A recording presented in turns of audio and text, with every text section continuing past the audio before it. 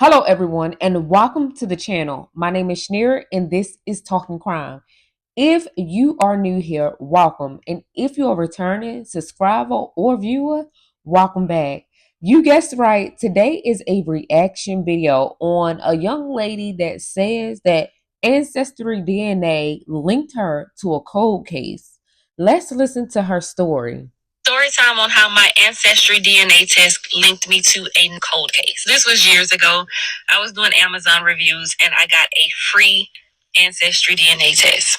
So I did it. Fast forward like 2 or 3 years later, I get an email from a lady telling me that she is a district attorney in San Diego, California, and she would like to speak with me about my Ancestry DNA results. I thought it was a joke, but I took a screenshot of it for an inside joke with me and my cousin. I'm pretty sure a lot of y'all have probably gotten those emails where they tell you that a long lost family member has left you some money, you need to contact this person. But that's what I'm thinking this is. So later that day, I'm talking to my cousin and I'm like, girl, I got this email from this lady. I'm like, girl, that might be my real daddy. He might be done left me some money. We laugh about it. So I send her the screenshot. So thinking nothing else of it, we go on in our conversation a few minutes later. She's like, bitch, I think this is real. She said, I just Googled this lady and this lady is legit. Like, this is a real person. She is a district attorney in California. Like, she's a well-known person. She goes on to read me this lady's accolades. And she's like, I think you should call her. I'm like, I'm gonna pray about it and I'll decide and I'll let you know. Go to part two.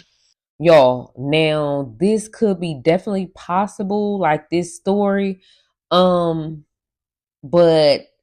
a detective literally like looking on Ancestry, y'all better watch out for all this stuff that y'all think that y'all won't get caught with or caught doing, like especially back in the day. So let's finish her story, part two. So I prayed about it for all of 15 seconds when I got off the phone with my cousin.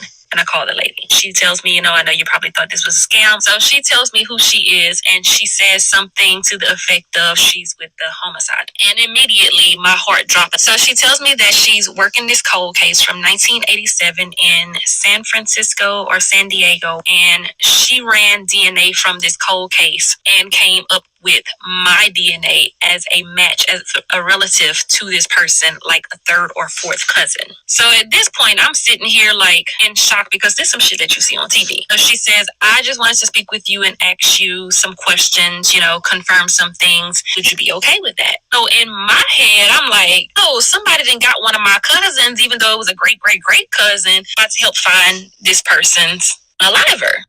Absolutely, ma'am, I'll help you. I say, can I ask, am I related to the person, the deceased, or the suspect? She says, well, your DNA came up as a match to a person of interest. Go to part three. Yo, I don't know. Once she say that, I'm like, oh, like, do I want to be a part of this or don't I? Like, I don't know what I would do if a detective say that my DNA matched up with a person of interest, let alone the victim. I would have so many mixed emotions, but the person of interest, Lord. Part three. So this lady goes on to run down my entire family tree, starting with me, who is my mom, my dad, and then into their siblings. I don't know anything about my biological father, so of course I tell her that. So we jump into my mom's family. She had all the information. She was just confirming with me who these people were. So basically all my aunts, my uncles, and who they are married to. Then down to my grandmother and my grandfather, who they were previously married to, kids that they had with their exes, my grandfather and grandmother, their siblings, great grandmothers, great father, all of the things. So it's just basically like, yes, that's correct. Yes, that's her husband. Yes, that's his wife, that sort of thing. So she goes on to ask me if I know if I had any family members that lived in California around 1987. I say not to my knowledge. And in 1987, I was only 2 years old. And that was pretty much the end of the conversation. Part four. Oh, y'all, this story is crazy. This story is literally crazy. And yes, I have gotten like stuff saying, oh, a long lost relative, some, stuff about like if you reach out to this, like I have gotten scam and stuff like this, so I understand where she coming from.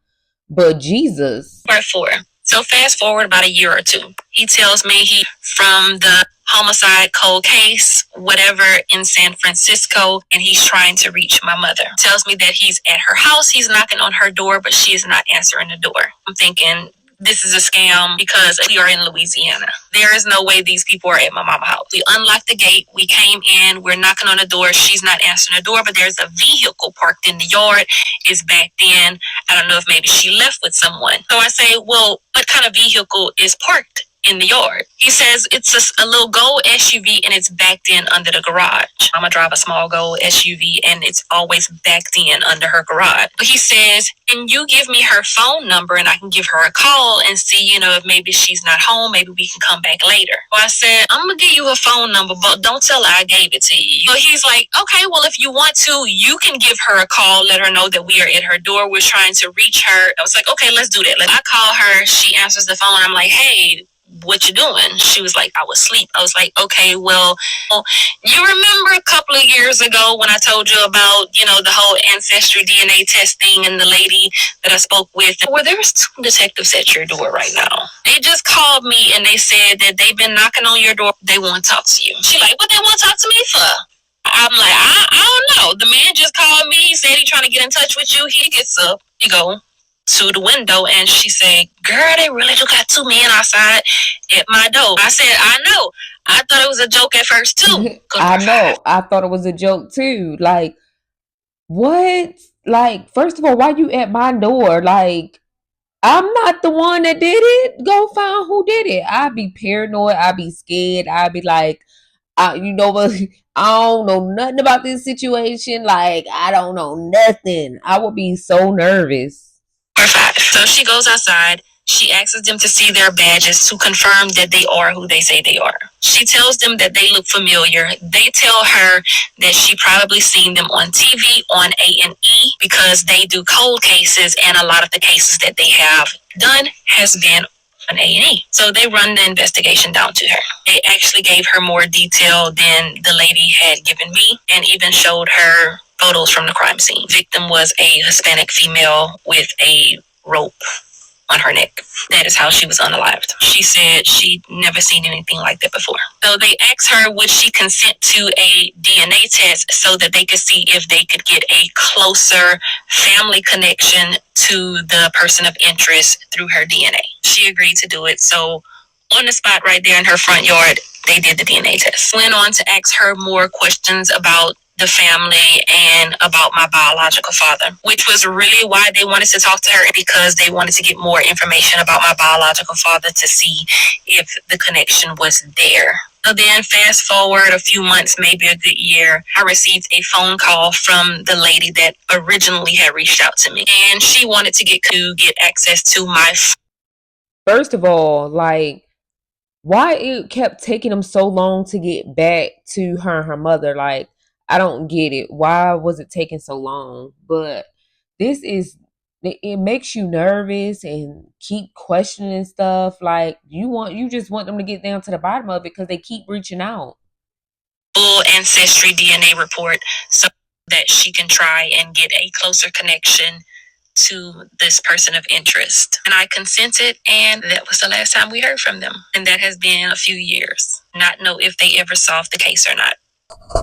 I don't know if I would try to reach out to them again because, first of all, you got my DNA. Second of all, you got my mother DNA. And then you left us on dry, like on E. Like, give us more information. Like, what's going on? What did y'all find out? Did y'all find out anything? Like, let me know. Don't keep me in the dark because my DNA is important. And a lot of people, this is why they don't want to do ancestry DNA and 23andMe and all of this stuff, because just stuff come out the woodwork. It's another girl that basically her grandmother was attached to a cold case back in the day, and she did ancestry DNA too, I believe, and she has a story too on TikTok. But this stuff is real. This is why people don't want to do this stuff, because like they don't want to be in the middle of something, and plus it's open up doors to a lot of other things that happened in their family. But you guys, don't forget to like, comment, and definitely subscribe to this channel. Over here, we do reaction videos and talk crime. So, you guys don't forget to subscribe. Have a blessed day. Peace.